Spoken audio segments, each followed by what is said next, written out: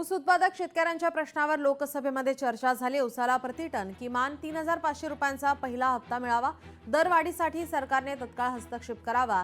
खासदार प्रणिती शिंदे यांनी लोकसभेत जोरदार मागणी केली आहे। ऊस दरवाढीसाठी शेतकऱ्यांच्या सुरू आंदोलनाचीही माहिती दिली आहे। मैडम स्पीकर, बहुत बहुत धन्यवाद। मैं आज शून्यकाल के तहत आपसे ये कहना चाहती हूँ कि मेरी कॉन्स्टिट्यूएंसी पंढरपूर में वाखरी गांव है।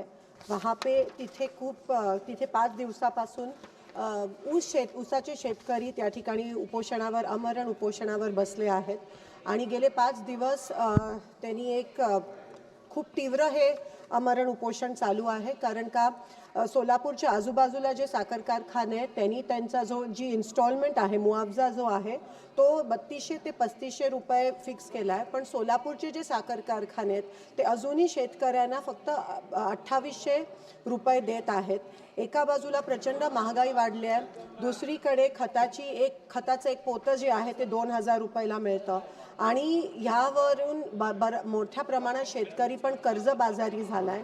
तर मी तुम्हाला एवढंच विनंती करते की सेंट्रल गव्हर्नमेंटने या ठिकाणी 1 मिनिट इंटरव्हीन करून ऊसाला पहिला हफ्ता जो आहे तो 3500 रुपये मिळाला पाहिजे, दुधाला 50 रुपये प्रति लिटर मिळाले पाहिजे आणि गुन्हे जे दाखल झाले ते परत घ्यायला पाहिजेत अशी मी निवेदन करते।